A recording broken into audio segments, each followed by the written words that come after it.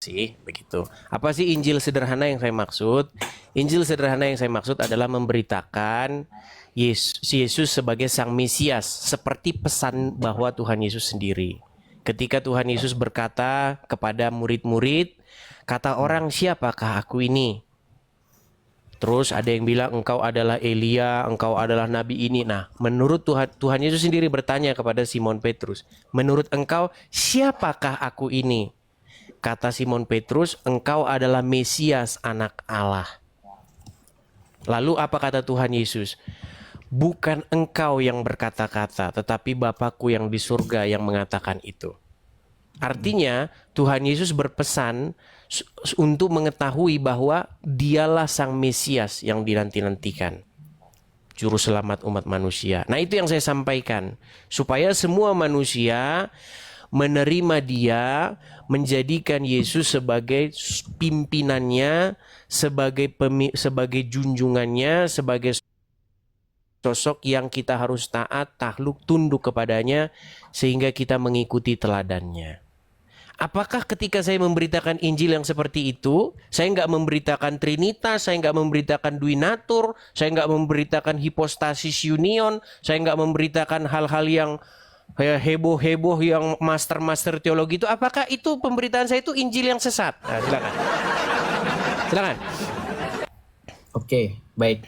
Thank you ya Bang Edis, sebelumnya sudah dinaikkan. Sorry, teman-teman semuanya juga shalom. Jadi gini, saya langsung jawab ya. Sebenarnya pewartaan apapun itu caranya baik, Bang Edis.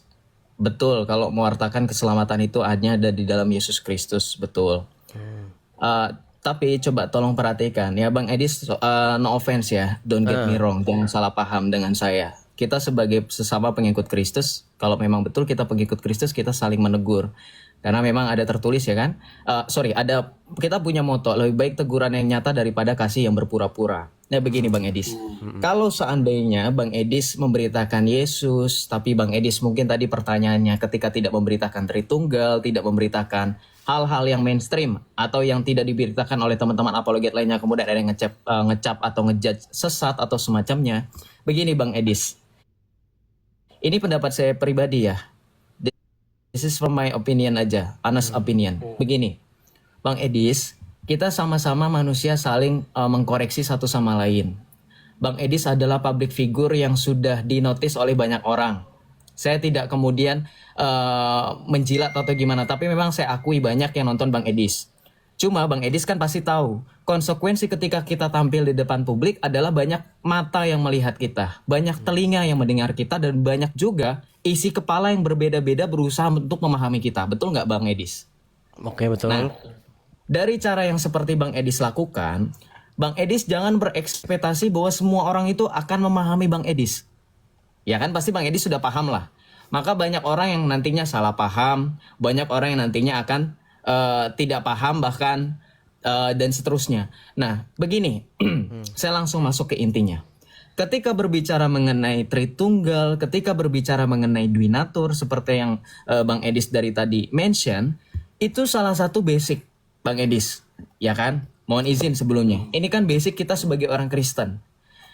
Saya percaya Bang Edis itu seorang pengikut Kristus yang tangguh. Oke?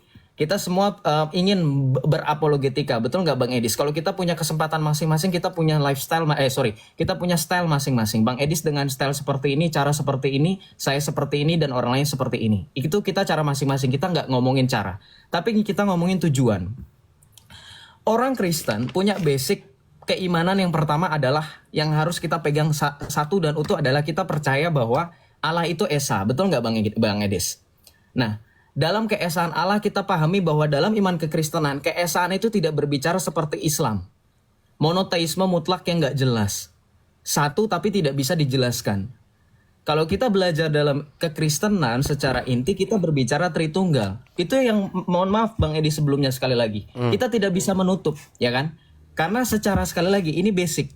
Artinya hal yang sederhana sekali. Bahwa orang Kristen harus belajar mengenai apa itu Allah Tritunggal sebelum kita memahami konsep keselamatan. Karena bagaimana kita memahami konsep keselamatan, kita harus mengenal Allah kita dulu. Oke, Ya sedikit kan? saya potong Bang Joseph. Boleh, silakan. Oke, saya potong sedikit nih. Misal ini kita berhayal atau kita bercanda dulu nih ya. Misalnya sidang masuk surga. Misal ada sidang masuk surga. Ada orang dia nggak ngerti Tritunggal, nggak tahu dia itu Tritunggal. Tetapi dia hidup sebagaimana Kristus hidup. Dia membuat dirinya meneladani sosok Kristus Tuhan kita. Menurut Anda nih, apakah dia diselamatkan atau tidak? Oke, baik ya. Jadi saya langsung jawab. Jadi ini sama seperti Bang Edis mau bertanya bagaimana nasib orang yang belum pernah mendengar Injil, ya kan? Belum pernah mengenal Yesus, tidak ada misionaris, tidak ada yang memperkenalkan Yesus, tapi dia selama hidupnya berbuat baik, betul nggak? Ya, meneladani sosok Kristus, meneladani Sang Mesias. Meneladani sosok Kristus dalam artian hukum kasih, betul kan? Meneladani Yesus karena Yesus kan menegaskan hukum kasih. Itu salah satu contoh aja, saya ambil contoh aja, betul nggak? Nah, oke, saya langsung jawab. Alkitab sendiri mengajarkan, Rasul Paulus sendiri mengajarkan apa?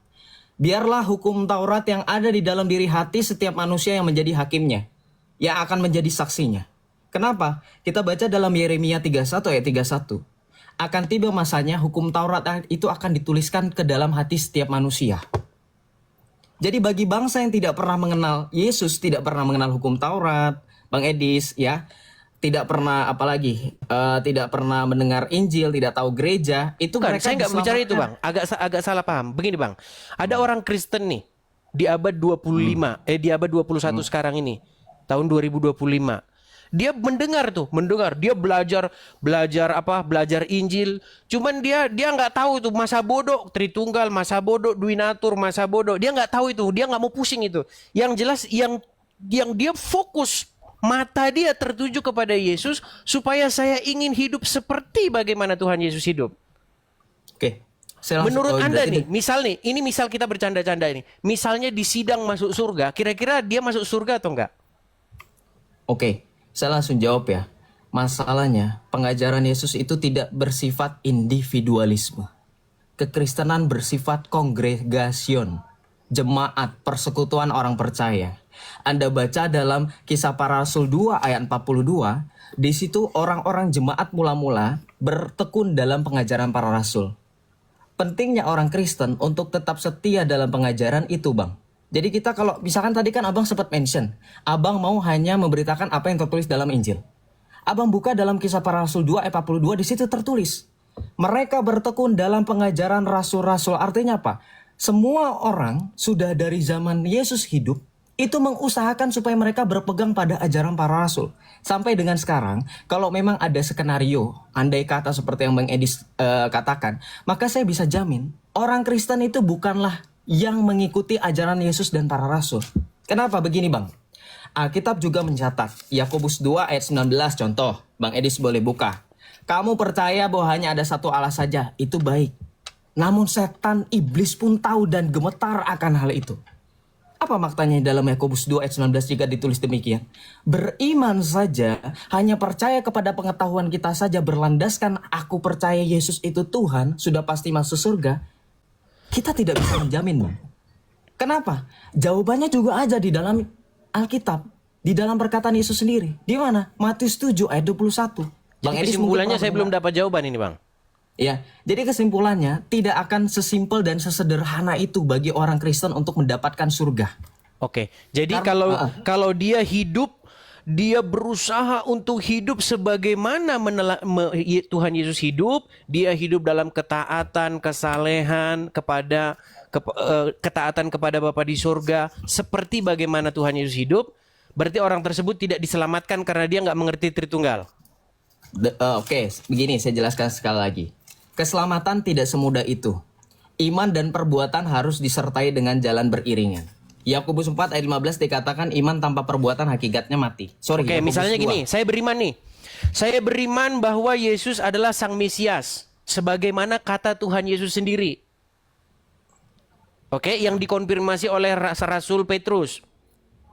Kemudian saya meneladaninya. Iman saya itu actionnya adalah, aksi daripada iman saya itu adalah saya hidup seperti Tuhan Yesus.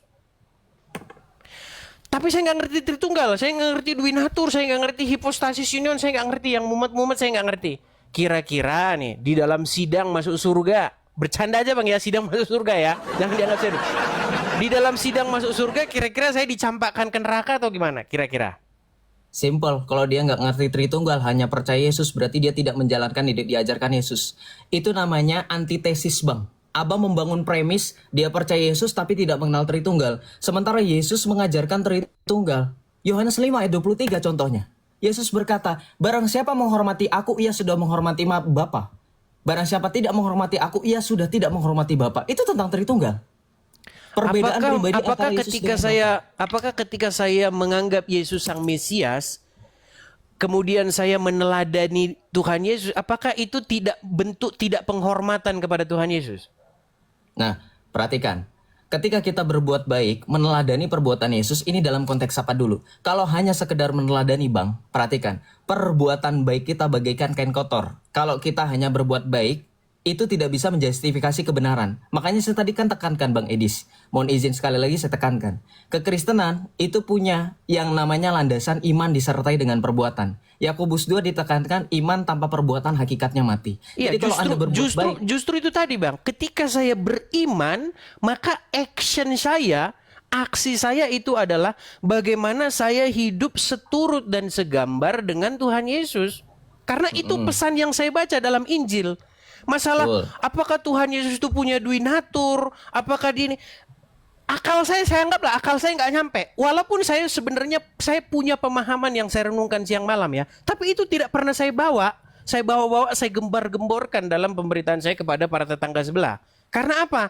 Karena nanti bikin mumet. Karena begini, hal-hal yang kosmik, hal-hal yang di atas, hal-hal yang tinggi itu bukan urusan kita.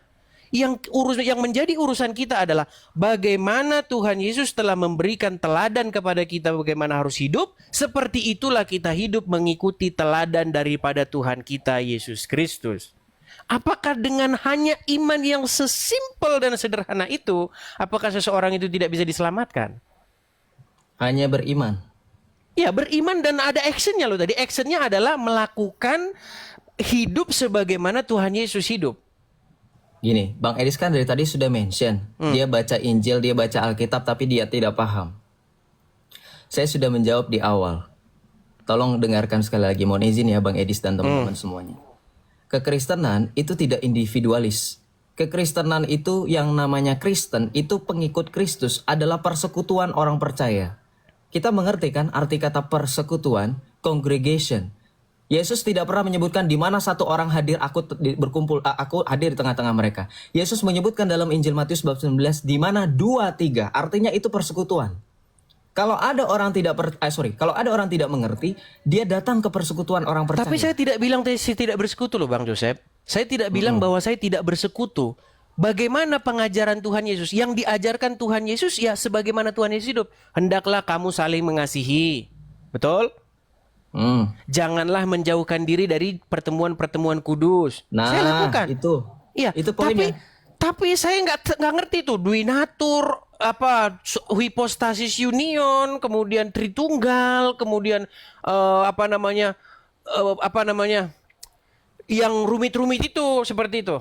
Saya nggak ngerti gitu.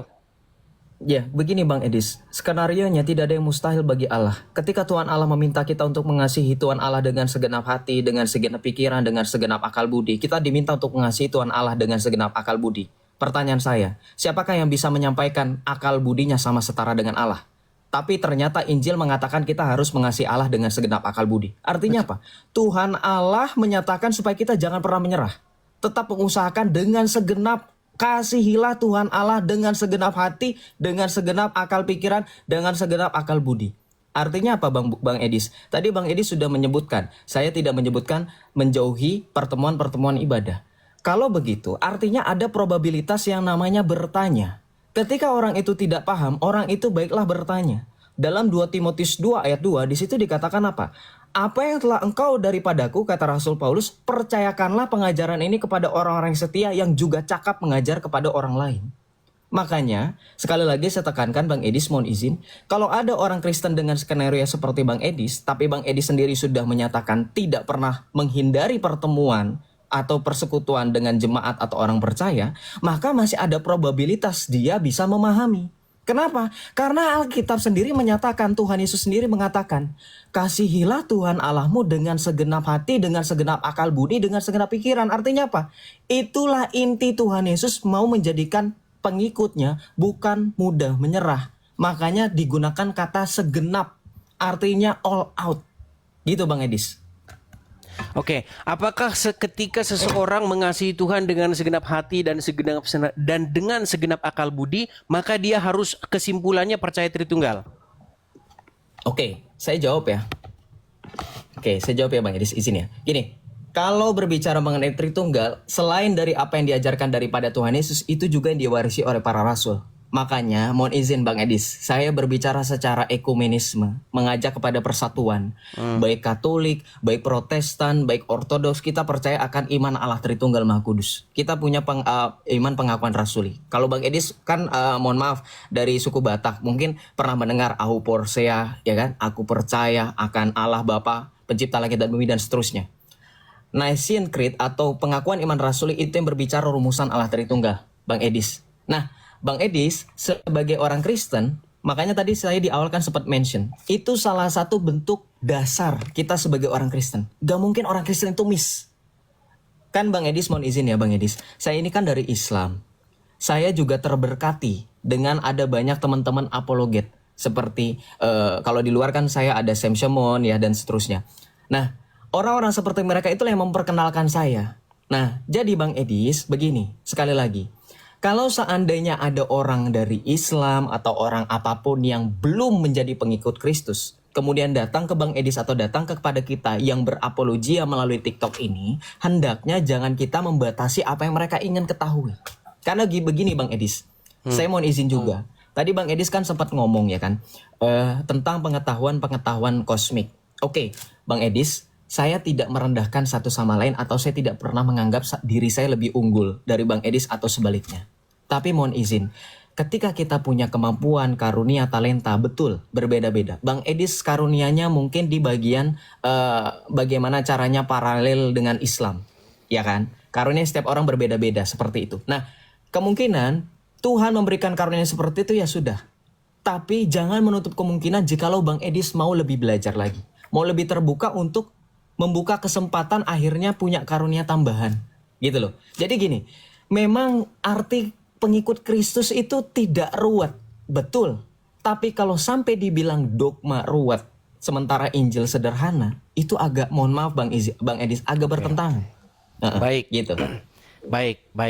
Tapi intinya begini, yang saya sampaikan begini, Bang Joseph. Saya itu memberitakan sesuatu, kalau seperti itu pesannya ya, saya itu memberitakan sesuatu dengan gaya dan style saya. Lalu kemudian ada yang mengatakan bahwa itu gaya atau style yang sesat. Pertanyaan ini pertanyaan penutup nih. Apakah ketika saya memberitakan Yesus sebagai Sang Mesias, apakah itu adalah kesesatan? Okay.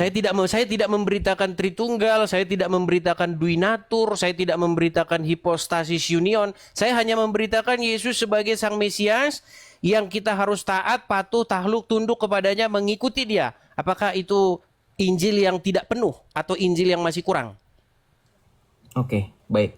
Saya jawab ya, Bang Edis. Saya izin sekali lagi menjawab, sorry. Jadi begini Bang Edis. Bang Edis kalau bertanya kepada saya tentang pendapat saya, Bang Edis itu mengatakan atau mengajarkan Yesus itu Mesias, itu tepat. Tapi masalahnya, Bang Edis juga mengajarkan Yesus itu tidak setara dengan Bapa. Itu kan yang menjadi perbincangan teman-teman, termasuk yang barusan tadi sebelum saya. Nah itu yang mohon maaf sebelumnya, itu tidak tepat. Gitu loh. Kenapa? Begini, Bang Edis silahkan minum dulu. Mungkin Bang Edis, saya nggak bakalan ngulangi Sebentar lagi. ya, Bang Edis saya ke kamar mandi sebentar. Abang Joseph bisa jelaskan, saya tinggal ke kamar mandi bentar. Silakan. Sambil jelaskan kepada penonton, silakan. Nggak apa-apa ini, nggak apa-apa. Nggak masalah. Nggak masalah, saya ke kamar mandi sebentar. Bicara aja. Oke. Cinta matematika, silakan. Saya kamar mandi sekitar 30 detik. Oh. Oke. Bang Edis kan tadi sempat ngomong dalam Yohanes 14 ayat 28-29 ya, saya lupa. Yohanes 14 ayat 29 bahwa Bapa lebih besar daripada aku. Oke, jadi perhatikan, ketika dikatakan Tuhan Yesus Bapa lebih besar daripada aku, itu bukan untuk merujuk Yesus itu betul-betul tidak setara. Karena perhatikan, di dalam Filipi 2 ayat 6, di situ dikatakan Rasul Paulus yang walaupun serupa dengan Allah tidak menganggap kesetaraan dengan Allah. Artinya apa? Dia itu setara. Tetapi karena dia menambah kodrat kedagingan, artinya dia menambah yang harusnya tidak menjadi bagian dalam keilahian. Jadi paham ya, teman-teman. Yesus itu menjadi manusia untuk taat sepenuhnya dan patuh kepada Bapa. Nah, perhatikan, ketika Yesus tidak setara, Bang Edis, ini akan berbenturan dengan ayat contoh. Saya bawa dalam Yohanes 14 ayat 1 misalkan Bang Edis. Yohanes 14 ayat 1 itu permulaan sebelum ayat 29. Yohanes 14 ayat 1 kata Tuhan Yesus, "Janganlah gelisah hatimu, percayalah kepada Allah, percayalah juga kepadaku." Ini kan suatu bentuk kalimat, persamaan, sinonim. Ketika digunakan kata juga, Bang Edis, ketika Tuhan Yesus bilang percayalah kepada Allah, percaya juga, artinya bentuk kesetaraan. Bentuk status yang sama. Jadi ketika Tuhan Yesus minta Anda percaya kepada Bapa atau percaya kepada Allah, Anda juga percaya kepada Yesus. Ini untuk menuju kesetaraan. Ya. Nah, tidak hanya sampai di situ Bang Edis. Contoh, di dalam Yohanes 16 ayat 15. Ketika Tuhan Yesus bilang, segala sesuatu yang Bapa punya adalah aku punya. Misal, Bang Edis, dalam Yohanes 16 ayat 15. Segala sesuatu yang Bapa miliki adalah milikku. Sebab itu aku berkata, ia akan memberitakan kepadamu apa yang diterimanya dari aku. Ini kan tentang pengutusan Roh Kudus, perutusan Roh Kudus. Nah, ketika Yesus dikatakan tidak setara dalam hakikat, kan Bang Edi sempat mention subordinat, ya kan, sama diskusi dengan yang lalu itu yang kemarin itu sama Bang RK. Nah, subordinat ini kan ada dua, fungsional dan ontologi. Mungkin kalau bagi Bang Edis kalau dijelaskan di sini kan Bang Edis lebih suka yang pakai model sederhana. Jadi memang belum sampai menjelaskan ke situ. Tapi seperti yang tadi saya bilang Bang Edis di awal, tidak semua orang mempunyai pemahaman yang sama seperti Bang Edis. Ada 10.000, ada 20.000 pasang mata yang menyimak, belum tentu mereka semua sepemahaman. Maka timbullah berbagai macam spekulasi dan tafsir yang begitu banyak. Oke. Nah, maka Bisa saya tanggapi? sebentar, terakhir, dikit lagi. Maka saran dari saya Bang Edis, jika Bang Edis menjelaskan sesuatu, dijelaskan saja nggak apa-apa. Gitu loh, sampai selesai. Jadi nggak timbul banyak orang salah paham. Gitu. Silakan ditanggapi Bang Edis. Baik, saya tanggapi satu persatu ya. Jadi misal nih, ya. Ketika saya memberitakan Injil yang berkata bahwa Tuhan Yesus berkata, Bapa lebih besar daripada aku, apakah itu Injil yang sesat? Oke. Kalau menafsirkannya hanya satu ayat per ayat, ya tentu. Karena itu kurang lebih sama seperti Islam. Bang Edis kan sering menghadapi Islam. Bagaimana Islam cara mempertanyakan sesuatu tentang iman kita? Mereka hanya mengutip satu ayat.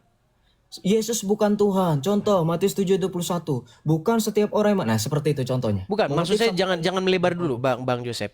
Ketika saya memberitakan Injil yang berbunyi bahwa Tuhan Yesus berkata bahwa Bapa lebih besar daripada aku, apakah itu Injil yang sesat? Kalau saya bilang tadi, Alkitab atau Injil itu dapat diputar balikan. Rasul Paulus sendiri mengingatkan kita dalam Galatia 1 ayat 5 sampai dengan 8, silakan dibaca. Jangan memutarbalikkan Injil Kristus. Kenapa?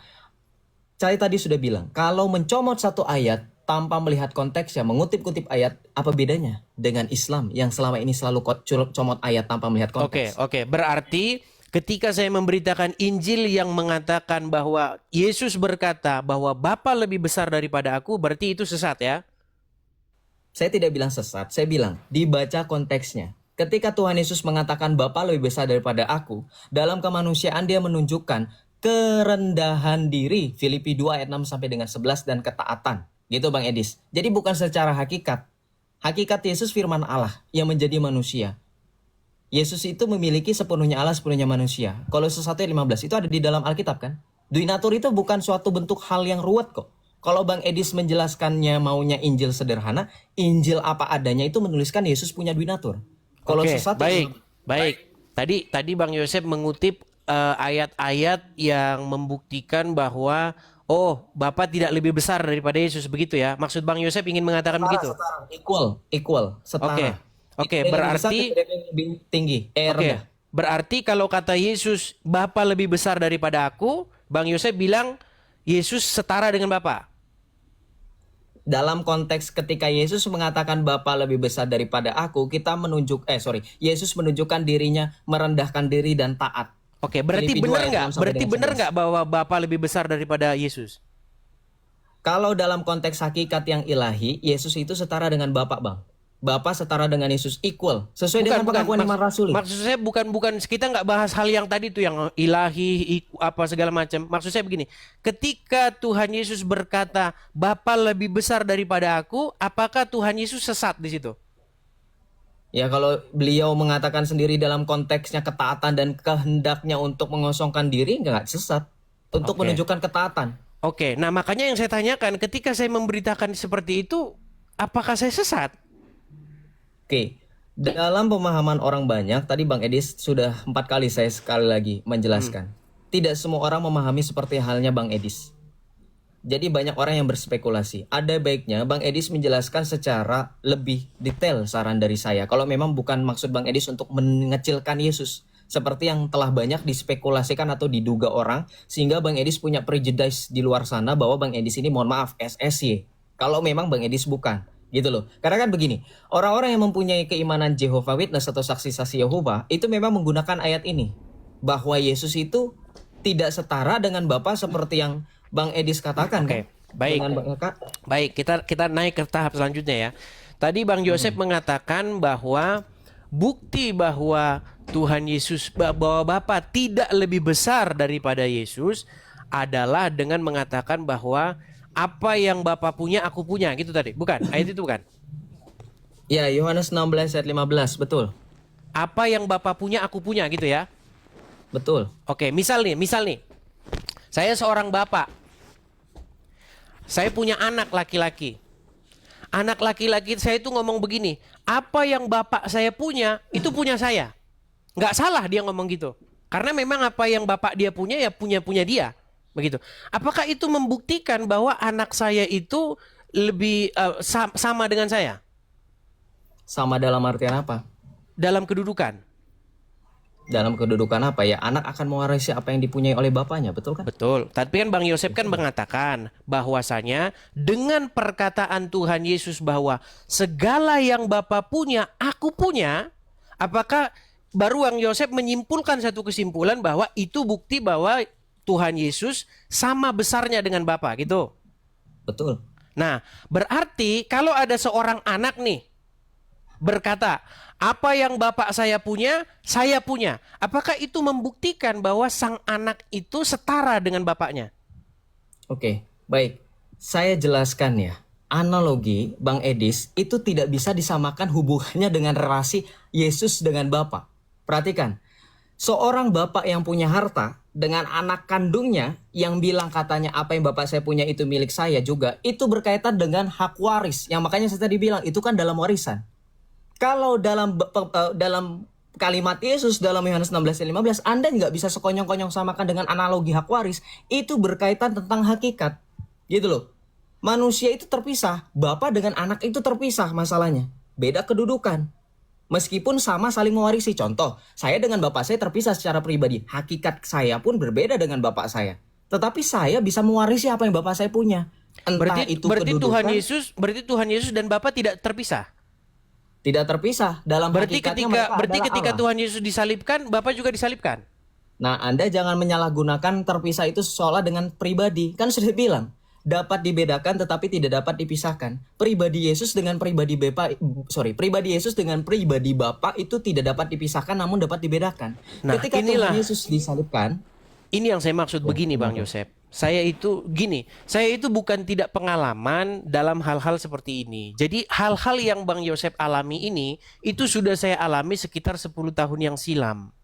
Karena begini, yang saya maksudkan begini, ketika kita mengatakan